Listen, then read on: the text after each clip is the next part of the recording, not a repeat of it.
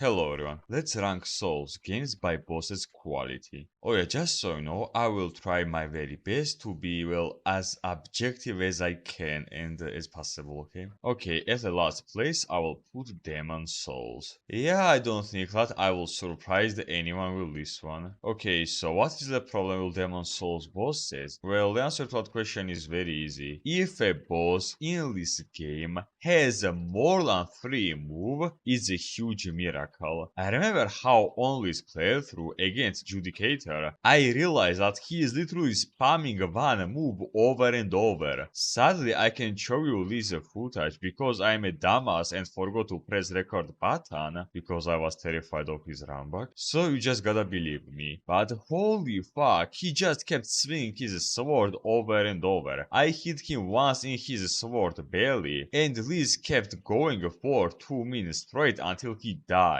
Fuck it, even Penetrator, who many people call second best boss in this game, on my first playthrough did nothing besides his spin move, and once a year he tried to stab me with his Penetrator hit. Other bosses are no better. Most of these bosses are just puzzle bosses and not actual boss fights. The only exceptions are Man-Eaters, which is kinda debatable. Alan, who is probably the most interesting boss in this game, simply because he's just a regular boss who fights you like a normal boss. Maybe Penetrator if he doesn't spam his spin move. Others are just a fun answer to this very obvious puzzle and you will demolish them. Outside of Alant, all other bosses just straight up spam you with 1 or 2 at best moves. And unless you figure out their gimmick, you won't kill them. But if you figure out their gimmick, they are just unreasonably easy.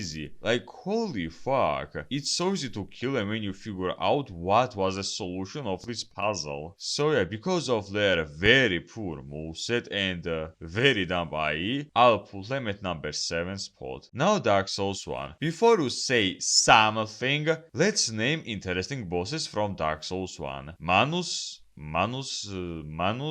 maybe Artorias, and that's kinda it. No, really, just accept it. Dark Souls 1 bosses besides DLC bosses are just a punching bags. You can just first try even with one hand. Yes, Dark Souls 1 bosses have a unique features. Yes, they are memorable. Yes, they have interesting design or story. But a lot won't change the fact that besides Manus and maybe Artorias, boss fight wise are very boring. It's either just running a circle against them over and over. For example, a fight against Onion Smoke is just a run around pillar, run around pillar, run around pillar, hit them once or twice, repeat until they die. Or you just take big shield and straight up face tank them until they die. When it comes to their moveset, situation is no better. Not only they are slow as fuck besides DLC bosses, main game bosses have 4 at best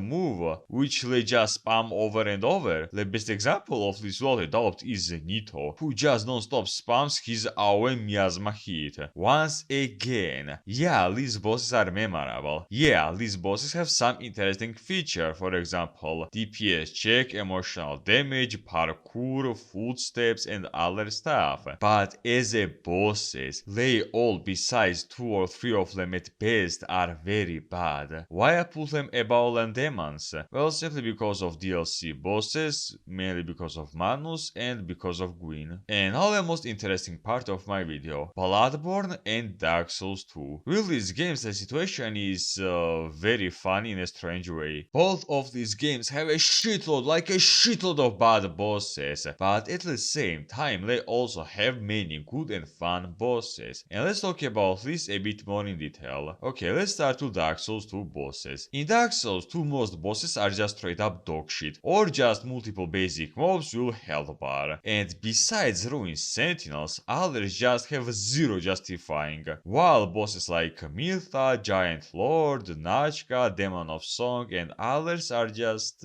meh. Also, most boss fights in this game are just stupidly easy because Dark Souls 2 has a broken level up system, and because of that your encounter with most bosses is ruined simply simply because you are just way the fuck over level than them. I'll give you the best example. Let's take a Velstad. He's one of the most interesting and probably third best main game boss of Dark Souls 2, but you can accidentally be over level than him and just straight up demolish him. The best example, look what this dude did to poor Velstad with just 2 hits. That's not a reasonable amount of damage from 2 regular R1 hit. The main problem of Dark Souls 2 bosses is not the fact that they have low amount of health or that they have poor moveset. No, it's the fact that you, as a playable character, are way too over level for them. In Dark Souls 2, while killed all bosses including DLC bosses, was level 150 or maybe a bit above. While in Elden Ring, which is a huge ass boring open world game, I finished it at level 120. Big fucking yikes. Okay, now about bosses. Despite the fact that Dark Souls 2 has many joke bosses, at the same time Dark Souls 2 also has many very good bosses with interesting moveset. For example, 4 main bosses from DLC, Smelter Demon, Pursuer, Darklooker, Velstad, they all are pretty fun bosses. And bosses like Ruined Sentinels, Elana, Looking Glass Knight and Throne Defenders are okay bosses. Also, I never understood and will never understand people who unironically say that Dark Souls 1 bosses are better than Dark Souls 2 bosses because somehow they are weaker slash easier, while in reality all Dark Souls 1 bosses besides Manus are just a punching bags and as a bosses they are objectively weaker and less interesting than for example Velstad from Dark Souls 2. Not to mention more interesting bosses like Darklooker, Fume Knight or Sir Alone. People hating on Dark Souls 2 bosses have to at least try to not be hypocrites for more than 2 mean and accept that they are not that bad. Now Bloodborne. With Bloodborne the situation is even more funnier. If Dark Souls 2 bosses had okay amount of different hits, Bloodborne bosses not only by default have more hits, moveset perspective, they are also much faster than bosses from Dark Souls 2. But the funniest thing is that the Bloodborne bosses are just a joke. Like straight up joke. Bosses in this game are just a pushovers. In Bloodborne, while fighting bosses, you 24/7 have thoughts like, oh shit, he died. I am not joking at all. On my first Bloodborne playthrough, besides German, Logarius and Lawrence, I killed all of them on my first or second try. While my thoughts were, wait, is that it? Is this a joke? How is it over so fast? Am I over level? Or do I have OP runes? Well, sorry if I have OP runes, but in order to get my runes, I had to whoop my own ass in Chalice in order to get them. And not only that, bosses quality-wise are also either very debatable or are straight up trash. I won't name them all. I will simply write which bosses I call debatable and which one trash, because otherwise this video will be 40 minutes long. Also, there are a few things that most Bloodborne fans refuse to accept or ignore for some reason. Bloodborne bosses can easily be staggered to death. The best example without a doubt are One Reborn, Parl and Ludwig. If you hit them in their very obvious weak point, you can just unlock them to death. For example, Ludwig. Many people 24/7 scream out he is the best boss in Bloodborne, but sorry, I can't call Ludwig the best boss when I can just unlock his entire phase 2 while just mashing R1 button almost non-stop. Weak points are a very bad thing in Bloodborne, on which I even have a full video. The other bad thing about Bloodborne bosses is the fact that almost all of them can just straight up one-shot you. Bloodsucker will his grab attack, Amelia will have wombo combo that micro-stuns you to death, Lawrence will his stomp move in his phase 2, Rom will have meteor rain, Ebrietas will have head slam or will have lasers, Mikolaj will his laser laser beam, Ludwig will his move when he jumps in the air and after 3 seconds he jumps on your head, or will his moonlight charge move. This stupid Fardog can one-shot you with his charger hit, and many more. But also, despite all of that, in Bloodborne there are a few pretty fun interesting bosses. For example, Maria and German, who I gave a spot in my top 10 best Souls bosses, Orphan, Logarius, Cleric Beast, and maybe Father Gascoigne. In land, I want to say this much. Dark Souls 2 by fact has more interesting bosses than Bloodborne, but also Bloodborne has more bosses that are more dynamic, cinematic looking, and they have more variety of attacks, especially Maria and German. And I will do a real pro gamer move. I will rank both of them at number 5 and number 4. Now Sekiro. Well, Sekiro bosses is a weird situation. Oh yeah, just so you know, I will talk about only remembrance bosses from both Sekiro and Elden Ring, because otherwise it will be me calling these game devs a victims of incest, and about how much of a cocksuckers are they. Okay, now about remembrance bosses. Despite the fact that Sekiro bosses have a pretty big variety of attacks, there are a few problems about these bosses. First and most obvious is the fact that among 14 remembrance bosses, half of them are the same bosses. 2 Genichiro, 2 monkeys, 2 corrupted monk, and 2 all. And besides all, others are just the same bosses with just one extra move. The remaining bosses are also very debatable. For example, monkeys and the demon can go fuck themselves, while Oniwa and Lady Butterfly are extremely average at best. And also, my huge problem with Sekiro bosses is the fact that because of Sekiro's very repetitive combat system, boss fights besides non-human bosses are just the same. Just hit parry bosses until they die. Yeah, it's more Sekiro's as a playable character's problem, but still, I just can't get rid of the fact that all of fights against human bosses for me are just parry them until they die. Why despite all of that I think that Sekiro bosses deserve number 3 spot? Well, simply because like I said earlier, Sekiro bosses by default have more variety of attacks than other Souls bosses. Well, maybe outside of Cinder and Morgoth. All bosses are very mobile and dynamic looking bosses. Sekiro also has some of my most favorite bosses among all Souls games. Ishin, All Father, Regular, and Inner Genichiro. Sekiro bosses are just almost non-stop concentrated action against a very epic, cinematic, and cool looking bosses. Nearly all Sekiro boss fights are just straight up anime fights, especially a fight with Inner Genichiro or Inner Ishin. But despite that, I can't give Sekiro bosses a higher spot, simply because they are reused over and over with small changes, and because all human bosses just give you the same experience. But also I can't give them lower spots simply because of their insane arsenal of moves. Second place, Elden Ring, and oh boy.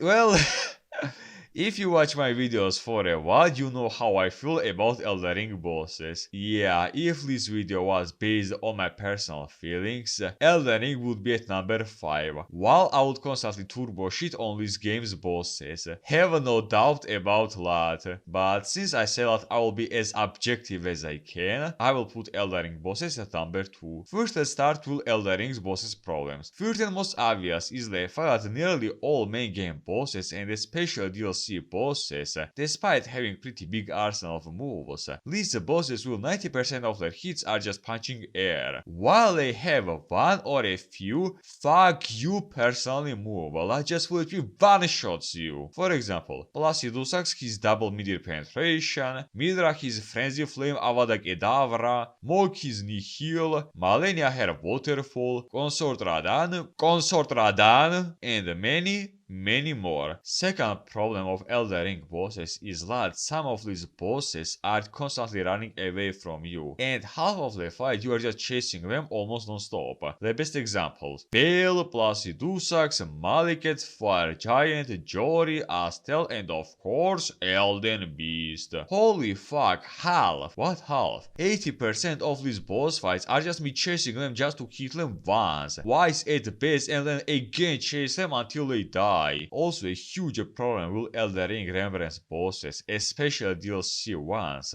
is the fact they are way too fast for our main character. So for example, let's take Dark Souls 1. Slow combat and slow bosses, slow main character and slow healing speed. Now Bloodborne. Fast combat and fast bosses, fast main character and fast healing. Meanwhile, Elden Ring bosses and the special DLC bosses are running at you as if you owe them money. Bosses of this game are running at Devil May Cry combat speed, while main character of this game is just unreasonably slow and immobile for this game's bosses. And the worst part is that he needs eternity in order to heal. The realization that bosses are not really made for Elden Ring's combat speed for me was while I fought Radan. Consort Radan would fit perfectly as Devil May Cry 5 or Sekiro boss, because in these games main character is either very fast and he has ultimate block with infinity stamina, or is straight up overpowered. And because of such an insane gap between a player and boss's speed, half of these fights are just hit this boss once and then wait for their 10 hit wombo combo and repeat it all until you kill them. You are simply afraid to be a bit active against most bosses, because you know that if you fuck up even once, you might get two shot or straight up one tapped. I could also talk about their dumb stats and how weapon variety is not existing against these bosses, but it's more Elden Ring's open world and balance problem than bosses problem. Okay, now about good moments. First of all, every single Elden Ring Remembrance boss, especially DLC boss, is very epic visually. Nearly every single Remembrance boss in this game is basically a God's boss fight visually. They all spam you so many anime combos that sometimes they give you epilepsy. Yeah, because of that, sometimes you can see shit, but visually it without a doubt looks very cool. The best example of this are Consort Radan, Mesmer, and of course,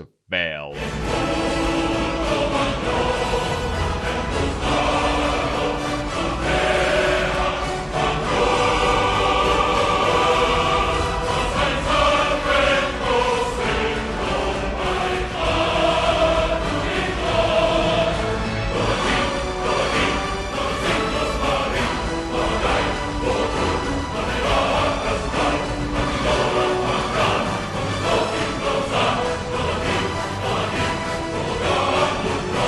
Despite the fact that these bosses will 90% of their hits are punching air, they still have the second biggest arsenal of moves among all Souls games, which is a very good thing. And also a huge reason why I put Elden Ring bosses above Sekiro bosses is the fact that they are more diverse, I would say. A huge plant, some dragons, demigods, some wild animals, knights and other stuff. This game also has a solid amount of high quality bosses, for example, Mesmer, Bale, Godfrey, Relana and Morgoth, and also a few acceptable level quality bosses. So yeah, in 2 words, I will give Elden Ring bosses number 2 spot because of their big arsenal of moves and because of their epic anime effects. And the winner of this video is Dark Souls 2. Big surprise. Okay, so why I think that Dark Souls 3 has the best bosses? Well, first of all, let's start with bad moments. Before Pontiff Sullivan, every single boss besides Abyss Watcher and Gandir are either garbage or very meh.